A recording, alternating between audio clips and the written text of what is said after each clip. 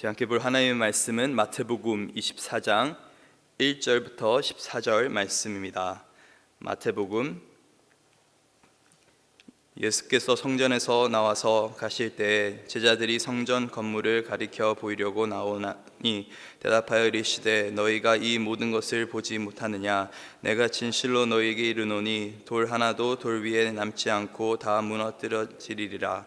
예수께서 갈람산 위에 앉아 계셨을 때 제자들이 조용히 와서 이르되 우리에게 이르소서 어느 때 이런 일이 있겠사오며 또 우리 주의 임하심과 세상의 끝에는 무슨 징조가 있사오리까? 예수께서 대답하여 이르시되 너희가 사람의 미혹을 받지 않도록 주의하라. 많은 사람이 내 이름으로 와서 이르되 나는 그리스도라 하여 많은 사람을 미혹하리라. 난리와 난리 소문을 듣고 너희는 삼가 두려워하지 말라. 이런 일이 있어야 하되 아직 끝이 아니니라.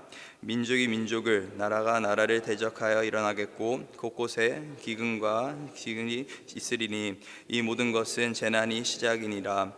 그때 사람들이 너희를 환난에 넘겨 죽였으며 너희를 죽이리니 너희가 내 이름 때문에 모든 민족에게 미움을 받으리라. 그때 많은 사람이 시족하게 되어 서로 잡아주고 서로 미워하겠으며 거짓 선지자가 많이 일어나 많은 사람을 미혹하겠으며 불법이 성함으로 많은 사람이 사랑이 식지리라. 그러나 끝까지 견디는 자는 구원을 얻으리라. 이 천국 복음이 모든 민족에게 증언되기 위하여 온 세상에 전파되리니 그제야 끝이 오리라. 아멘. 1절에 주님께서 성전을 나가실 때에 제자들이 성전 건물을 보이려고 그렇게 나아왔다고 기록하고 있습니다. 얼마나 자랑하고 싶겠습니까? 번쩍번쩍했을 것입니다. 지난번에 솔로몬 성전, 스룹바벨 성전, 헤롯 성전에 대하여서 제가 간략하게 설명을 드렸습니다. 이 헤롯 성전은 헤롯이 유대인의 관심을 사기 위하여서 지어졌지 않습니까? 그러니 적당하게 지었어야 어떻게 관심을 살 수가 있겠습니까? 80년간이라는 성전과 그 주위의 공사 기간이 그것을 뒷받침할 것입니다. 장엄하고 거대한 대리석으로 그리고 특별한 부분에는 금으로 꾸며졌다고 합니다. 그러니까 얼마나 멋있었겠습니까? 제자들은 갈릴리 사람이지 않습니까? 갈릴리 동네라는 것은 시골입니다. 그러니 제자들이 서울 몇 번 와 봤겠습니까? 그러니 성전을 보고서는 자신들도 놀란 것이겠지만은 또한 주님에게 주님 참 대단하지 않습니까? 그렇게 말을 한 것 같습니다. 바로 옆에 계신 분이 누구십니까? 천지를 지으신 하나님이신데 그 하나님 앞에 하늘에서 보면은 손바닥보다도 더 적은 그 성전을 자랑한 것입니다. 그때 주님이 그 유명한 말씀을 하십니다.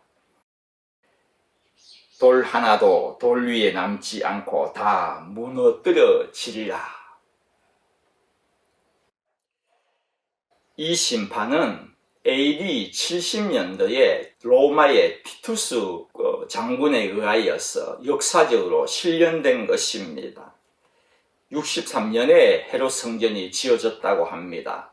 그래서 7년 지난 후의 일입니다. 얼마나 성전 지음에 대하여서 허무하게 생각했겠습니까? 아무리 인간이 심혈을 기울여서 지으면 뭘 하겠습니까? 하나님께서 하루아침에 와르르 무너뜨린 것입니다. 이스라엘 백성들은 무슨 일이 일어나더라도 성전만큼은 하나님의 집이시니까 영원할 줄로 알았을 것입니다. 여러분의 생각에는 그러면은 왜 성전이 돌 하나도 돌 위에 남지 않고 무너졌다고 그렇게 생각을 하십니까? 여러분들은 왜 그렇다고 생각하십니까? 성전이 무너진 것은 하나님을 바로 섬기지 않았기 때문입니다. 하나님이 계시는 곳이라면 무너질 리 없습니다. 문제는 하나님께서 떠나셨기 때문이라는 것입니다. 왜요? 하나님을 바로 섬기지도 않고 예배하지도 않는데 그곳에 계실 이유가 어디 있겠습니까? 그곳에 하나님이 계셨다면 그 아무리 강력한 로마 군대라도 성전을 무너뜨릴 수가 있겠습니까? 성전이 무너진 것은 역사가들이 생각하는 그러한 로마 군대의 힘이 아니었다는 것입니다. 좋은 예가 있습니다. 이스라엘 백성들은 블레셋과 싸움할 때에 언약궤를 메고 나가면 조금이라도 도움이 될 줄 알고 그것을 언약궤를 메고 나아갔습니다. 이길 줄 알았다는 것이죠. 그 결과는 어떻게 되었습니까? 꼴 좋게 당하지 않습니까? 싸움에 질 뿐만이 아니라 언약궤까지 빼앗겨 버렸습니다. 그래서 그 다음에 사건이 언약궤를 빼앗은 그 블레셋 사람들이 자신의 신인 그 다곤 신전에 두지 않습니까? 그 다음날 일어나 보니까 다곤 신이 두 동강 났다는 그러한 그 말씀이 바로 그때의 이야기입니다. 아무리 중요한 언약궤일지라도 하나님께서 임재하지 않으시면 하나의 가구에 불과한 것입니다. 성경도 마찬가지입니다. 하나님이 떠나신 성전 놔두면 무엇하겠습니까? 우상숭배의 온상밖에 되지 않을 것입니다. 만약에 주님이 성전의 정화 사건 이후에 제사장이나 종교 지도자들이 진심으로 요엘서의 말씀과 같이 옷을 찢지 않고 마음을 찢고 다시 회개하고 돌아와서 하나님 아버지 앞에 진심으로 예배를 드렸다면 성전이 무너졌겠느냐는 그러한 말입니다. 성전이 무너진 것은 하나님을 바로 섬기지 않았기 때문입니다. 이 진리는 지금도 동일합니다. 우리 교회가 성교관을 지으려고 얼마나 기도하고 힘쓰고 있습니까? 중요한 것은 우리가 성교관을 어떻게 하든지 더 크고 멋있게 지으려고 노력하는 것은 중요한 것입니다. 그러나 그보다도 더 열심히 바르게 예배 드리려고 노력한다면 그 후의 일은 명확합니다. 하나님께서 이루시는 것입니다. 우리의 힘으로가 아니라 하나님의 능력으로 이루어진다는 그러한 말씀입니다. 저는 그렇게 믿고 있습니다. 여러분, 성교관 잘 건립되기를 모두가 바라시지 않습니까? 신령과 진정으로 드리는 예배가 먼저입니다. 주님이 성전이 무너진다고 말씀하시니 제자들이 주님께 세상의 끝과 주님의 재림이 언제입니까? 그 징조가 무엇입니까? 그렇게 물었던 것입니다. 그랬더니 주님께서 대답하십니다. 첫 번째는 사람의 미혹을 받지 않도록 하라. 두 번째, 난리 소문 들을 것이다. 세 번째, 민족이 서로 대적할 것이고 기근과 지진이 일어나고 너희들은 환난당하고 사랑이 식어진다고 그렇게 말씀을 하셨습니다. 여기서 사람의 미혹을 받지 말라는 것은 잘못 인도하는 자들이 있다는 것이요, 즉 그리스도가 있다는 것입니다. 선생들이 일어나서 잘못 인도한다는 것입니다. 거기에 미혹받지 말라는 것입니다. 요즘 일본에서 자주 등장하는 것이 통일교입니다. 여러분들도 들으셨겠지만 아베 전 총리를 죽인 사람의 어머니가 그 자기의 전 재산을 통일교에 바쳤기 때문에 그 아베와 통일교는 연관이 있다고 그렇게 생각하고 그 화풀이를 아베한테 한 것이지 않습니까? 제가 공원에서 전도하다 보면은 기독교에 대해 좋지 않은 생각을 가진 사람들이 의외로 참 많이 있습니다. 왜 그러냐고 물어보면은요, 이구동성으로 하는 말들이 무엇이냐 하면은 겁난다는 것입니다. 왜 그런 짓거리를 하는지 모르겠다는 그러한 말입니다. 그런 짓거리는 누가 하는 것입니까? 사실 이단이 하는 것이고요, 신흥 종교가 하는 것입니다. 1995년도에 옴진리교라는 신흥 종교가 있었습니다. 그 신자들 가운데서 몇 명이 동경 지하철에 독가스를 뿌렸습니다. 그래서 14명이 죽고 6,000명 이상이 부상당했습니다. 그러다 보니 종교에 대한 불신이 너무 큰 것입니다. 불신자들 눈에는 통일교도 교회로 보이고, 여호와 증인도 기독교이고, 이단도 기독교의 한 종파라고 생각할 것 아닙니까? 어떻게 그것을 구분을 하겠습니까? 주님은 또 난리 소문을 듣는다, 민족이 서로 대적한다고 하셨습니다. 이 말씀은 전쟁에 대한 말씀이지 않습니까? 얘가 지금 필요가 없지 않습니까? 또 기근과 지진이 일어난다고 하셨습니다. 지진이 없다던 한국에까지 요즘 지진이 일어나고 있지 않습니까? 지진하면 어디입니까? 여기입니다. 지진이 안 일어나는 날은 거의 없습니다.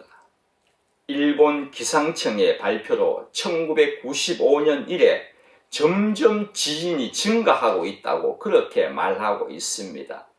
1년에 일본에서 지진이 몇 번 일어나는가 하면은 1500회 이상 일어난다고 합니다. 뿐만 아니라 누가복음 21장에는 전염병이 있다고 그렇게 기록하고 있습니다. 코로나 바이러스, 새로운 전염병이 계속 생기고 또 수많은 사람들이 죽어가지 않습니까? 정말로 말세입니다. 또 환난을 당한다고 했습니다. 교회에 대한 세상의 핍박입니다. 그리고 사랑도 식어진다고 그렇게 말씀하셨습니다. 여러분들은 이러한 말씀을 보면서 무엇을 느끼십니까? 일어나는 모든 곳이 안 좋은 일이라는 것입니다. 우리는 세상 종말하면은, 지구의 종말이라면은 이미지로는 파괴가 더 많이 떠오를 것입니다. 겁나고 나쁜 것만 생각납니다. 어두운 면만 있다는 그러한 것입니다. 여러분의 생각에는 주님이 오시는 날이 가까워지면은 가까워질수록 이 땅이 어떻게 되어야 할 것이라고 생각하십니까? 생각해 보신 적이 있으십니까? 주님이 이 땅에 오실 때에는 이 땅이 어떻게 변해야 되느냐는 그런 말입니다. 악이 줄어들고 괴로움도 줄고 서로 미워함이 사랑으로 가야 하는 것이 정상이라고 생각되지 않습니까? 저는 그렇게 생각합니다. 왜요? 14절에 보면은요, 이 천국 복음이 모든 민족에게 증언되기 위하여 온 세상에 전파되리니 그제야 끝이 올 것이다, 그렇게 말씀하고 있습니다. 복음이 전해졌기 때문입니다. 복음은 기쁨입니다. 복음은 능력입니다. 복음은 승리입니다. 평강입니다. 그런데 왜 이렇게 세상은 거꾸로 돌아가고 있느냐는 것입니다. 복음이 전파되었기에 이 땅의 황무함이 옥토로 변하고요, 어두움의 땅에 희망이 솟아나고 악은 모두 사라져 기쁨과 평화가 충만할 그때에 주님께서 영광 가운데서 하늘에서 이 땅에 사뿐히 재림하셔야 하는 것이 바른 것이 아닙니까?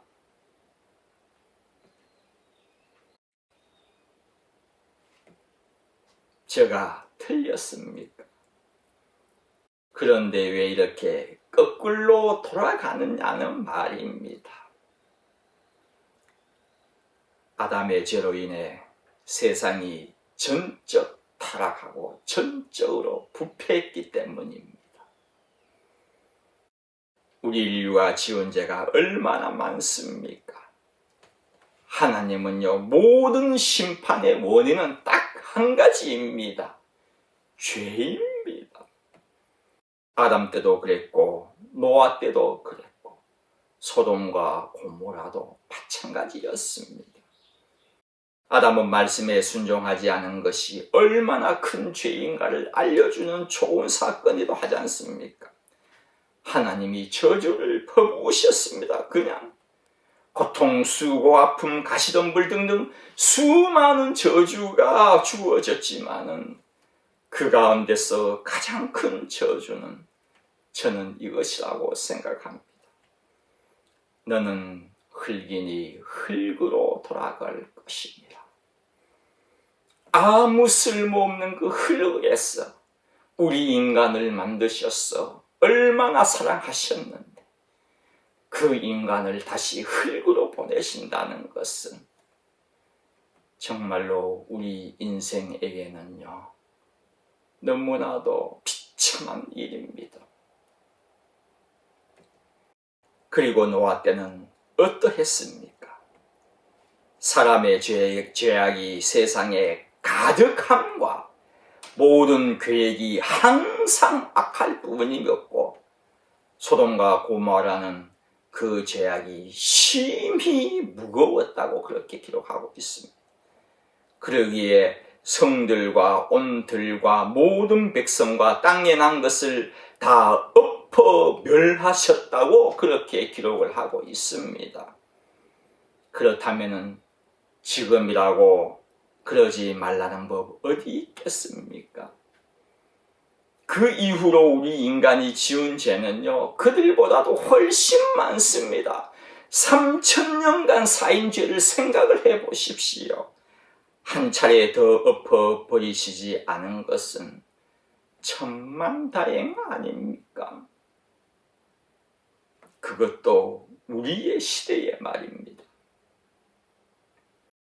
저는 이 말세때의 환란을 읽으면서 하나님의 사랑을 한 번 더 느끼게 됩니다. 그냥 심판하지 않으시고 이 정도로 끝내시는 하나님. 무엇보다도 저희들이 주님을 믿기 전에 세상 끝이 오지 않았다는 것은 하나님의 크신 사랑입니다. 여러분들이 주님을 믿기 전에 세상 끝이 왔다면 어떻게 될 뻔했습니까? 지옥이었어요. 하나님의 사랑입니다. 주님 시대의 성도들은 이것을 원하였습니다. 계시록의 마지막 말씀입니다. 아니 성경의 마지막 말씀입니다. 마라나타 주 예수여 오시옵소서. 그러나 저는요, 주님 조금이라도 더 늦게 오십시오. 그렇게 말하고 싶습니다. 왜 그렇습니까? 내가 이 땅에서 살아가면서 너무 재미있어서가 아닙니다. 나의 삶이 너무 윤택해서가 아닙니다. 우리의 삶이 더욱더 평화롭기 때문이 아닙니다. 주님 오시기 전에 그 사람도, 내가 마음에 품고 있는 그 사람도 주님을 믿어야 하기 때문입니다. 여러분의 부모님, 형제자매, 자녀들, 마음에 품고 있는 그분들, 주님을 언젠가는 영접할 것을 믿으며 또한 기도를 드립니다.